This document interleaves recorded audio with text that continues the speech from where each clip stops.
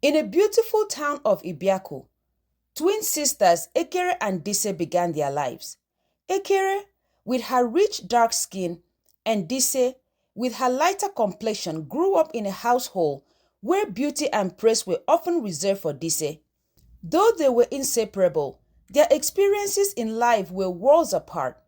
Ekere was a very brilliant child at school, but she felt overshadowed by Dise's effortless charm and the preferential treatment she received from their mother, Nse. This difference casted long shadows over their lives. Their mother, Nse, showed more love for Dise. Each time she wore her new dress, Nse would say, "Oh, Dise, you look so beautiful. You light up the room," but would tell Ekere, "You would be prettier if you were lighter skinned like your sister." Ekere, in her quiet corner, watched this praise with a heavy heart. She often found herself in the background. Her skin, darker and richer, seemed to disappear behind Dise's glowing presence. Ekere's achievements were often overshadowed by her sister's charm because her mother rarely acknowledged them. One day, Ekere came home excited about winning her art competition at school. She showed her award to her parent. "This is good, Ekere. You need to keep up because you will have to work harder to be accepted," said her mother. Ekere's heart sank as she retreated to her corner, her dreams of recognition melting away. Her mother's favoritism was a constant, painful reminder of her place. One quiet evening, Dise approached Ekere while she was working on her new painting. "Ekere, are you okay? Mama doesn't always see how amazing you are, but I do," Dise said with genuine concern. Ekere managed a small smile, grateful for her sister's support. Ekere and Dise attended the same school, but the situation at school mirrored what Ekere experienced at home. Teachers and classmates were drawn to Dise's charm. She became very popular at school. Dise's lighter skin earned her admiration and popularity. Ekere noticed that the light-skinned girls were praised more, had more friends, got more attention from boys, were the teacher's favorite, and could break rules and not get punished. She faced isolation and bullying from her peers. They called her Midnight because her skin was very dark. During group activities, she was frequently left behind, chosen last with the other dark-skinned girls or given less important roles. During lunchtime at school, Ekere sat on a bench outside drawing on a paper. Some girls walked past Ekere, but when they saw her sitting there, they told her, "You should stay away from the sun, you're already too dark," and they all laughed. Most times, the popular boys would pretend to be nice to her so they can get closer to her sister Dise. When Dise's friends visited their home, they would tell Ekere to use a lighter makeup on her face so she could be beautiful. One of them even said, "You're too beautiful for a dark-skinned girl." In Ekere's class, there was a very handsome and popular boy. His name was Idobong. He had a kind smile and gentle eyes. Ekere admired him from afar, hoping he would notice her.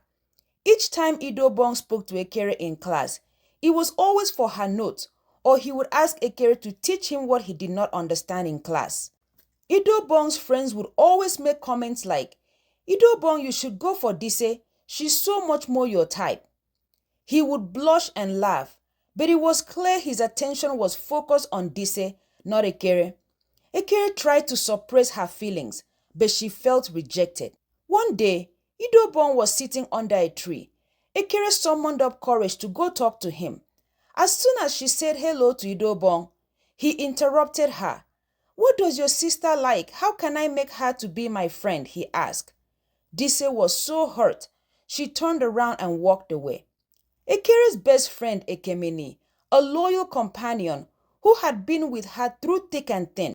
They had known each other since childhood, and Ekere had quietly harbored feelings for him for a very long time, but he seemed only interested in the light-skinned girls at school. She watched him date several girls who were often mean and rude to him. One day, Ekemini came to Ekere's house, looking visibly upset. He sat down on the couch, burying his face in his hands. "Ekere, I'm tired. I'm so tired of being treated like I'm not good enough." Ekere sat beside him, her heart aching for him. "What happened?" I was with Chika. She treated me like I was nothing. I have been giving her all my lunch money. She used me and today she dumped me, Ekemini sobbed. Ekere's heart ached for him. You deserve so much better. Don't let one person's bad behavior make you feel unworthy, Ekere said. Ekemini nodded, wiping his tears. Thank you, Ekere. You always know how to make me feel better. You're my best friend. I just want a girlfriend like the other guys in my group. Everyone has a partner for the dance except me, Ekemini complained. It looked like all the girls are taken and there is none left for me. Ekere said, Ekemini, but I'm here. I have no boyfriend and no partner for the dance. Ekere summoning up courage to say that. What? No, you're just Ekere. You're my friend. If I go with you, people will think you're my girlfriend. And I will not have any more chance to have any girl as a girlfriend. I need a real girlfriend, not you. Ekere's heart was so broken. Her friend Ekemini doesn't see her desirable or worthy of being a girlfriend. She excused herself from Ekemini and went into her room to cry for a while. Despite the lack of recognition from their mother and the outside world, Ekere had one steadfast supporter, her father, Mr. Effiong. Unlike Nse, their mother, Mr. Effiong saw and valued Ekere's talent and potential. One day, Ekere came home bursting with excitement. She had won first place in school. She ran to her dad, Mr. Effiong, who was reading the newspaper at the kitchen table. Papa, look, I won first place, Ekere said, her eyes shining with hope. Mr. Effiong looked up from his paper, his face breaking into a proud smile. Ekere, that's wonderful. I knew you were special, he said, giving her a warm hug. Your talent is truly remarkable. Ekere's heart swelled with pride and relief. Her father's encouragement was a balm to her wounded spirit. He always took the time to notice her achievements, no matter how small, and his support for her was a constant source of strength. You bring so much joy into our lives. Don't let anyone make you feel otherwise, her dad said. Ekere's eyes filled with tears. She had longed for her mother's approval, but her father's unwavering support was a precious comfort. Thank you, Papa. It means so much to me. One day, Ekere overheard a conversation between her parents. Her mother's voice was filled with frustration as she said, Dise's lighter skin seemed to open more doors for her. I just wish Ekere's talents were recognized more. Mr. Fiong's response was calm but firm. Nse, our daughter is very brilliant. We need to support her. Even if others don't see it, she's going to shine, no matter how long it takes. After graduating high school, Ekere looked for a job in the fashion industry. She faced a lot of rejection and prejudice. Her designs were so good. Big brands only wanted to buy her designs without giving her credit for it or allowing her to model her designs in the fashion show. She was so frustrated. One evening, after a particular tough day, Ekere sat at her desk exhausted. Her sister Dise knocked on the door and entered. Ekere, you have been working so hard. Maybe you need a break. Ekere looked up, her eyes tired but determined. Dise, I cannot afford to take a break. I have to make. Dise hugged her gently. I believe in you, Ekere. You've always been stronger than you know. Despite the discouraging environment, Ekere persevered. She continued to work hard, often staying late into the night to refine her designs. Dise helped her publish her designs on her social media account. Soon, people started seeking her out to make their clothes for them. She was exceptional. As she made more clothes for people, she got more recognition, and more famous people and celebrities began to ask her to make clothes for them. She poured her heart into the designs, blending traditional African elements with modern aesthetics. The companies that rejected her lost most of their famous clients to Ekere.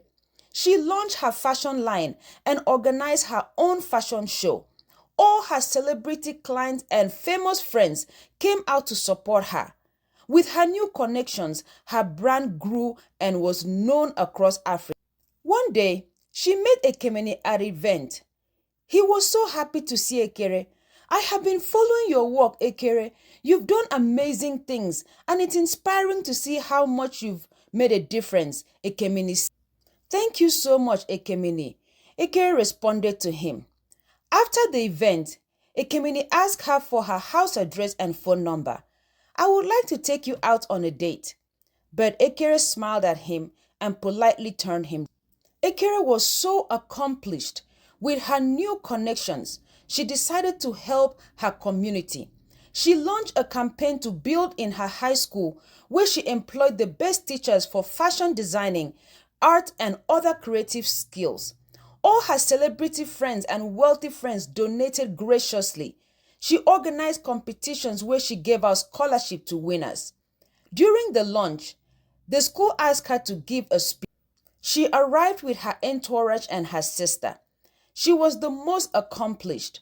After her speech, all the girls and boys that used to look down on her went closer to reintroduce themselves and seek connection with her. They all wanted to be her friend, and they asked to exchange phone numbers. She smiled and politely declined giving them her phone number. In the car, her sister laughed and said, Ekere, you're so popular now in school. Yeah, I can see that. They all love me now because of what they can get from me, she replied. They both laughed and drove off. Her mother, Nse, who was so proud of what Ekere has become, hosted a family reunion, invited relatives and friends from her past so she could show off her famous daughter and all her achievements. After the party, she spoke with Ekere. Please, Ekere, forgive my ignorance. I am sorry that I did not give you the love and support you deserve. Ekere was happy for her mother's apology, and that gave her closure. They both began to work towards healing their relationship. The moral lesson of this story is treat people with love and respect, even if you don't like them. Don't look down on people, and teach your children to be kind to other children at school. No one knows tomorrow. If you like this story, please share and subscribe to my channel. Thank you so much for watching. See you in the next story. Bye.